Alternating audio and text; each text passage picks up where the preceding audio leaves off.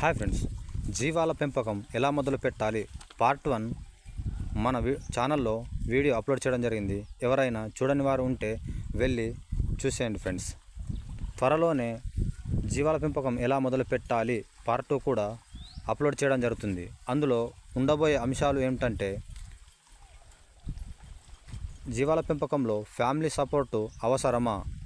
అయితే ఎంతవరకు అవసరం, మరియు ఎలివేటెడ్ షెడ్ ఉండాలా లేక నార్మల్ షెడ్తో కూడా పెంచవచ్చా, మరియు మొదటిసారి అయితే ట్రైనింగ్కి వెళ్ళడం తప్పనిసరా కాదా,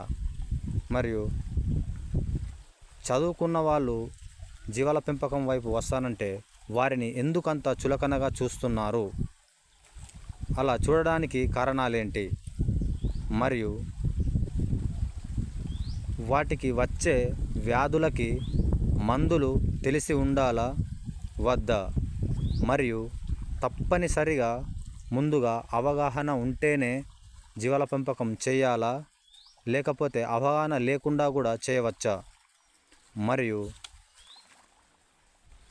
జాబ్ చేసినట్లయితే లక్షల్లో వేలల్లో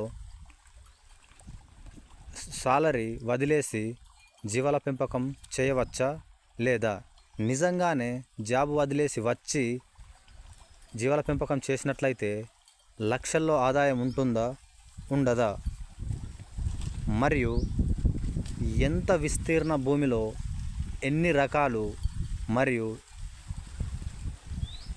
గడ్డి జాతి మరియు పప్పు జాతి రకాలు ఎంత వేస్తే ఎన్ని జీవాలకు సరిపోతుంది అనే ఫుల్ వీడియో ఫుల్ క్లారిటీగా త్వరలోనే అప్లోడ్ చేయడం జరుగుతుంది ఫ్రెండ్స్.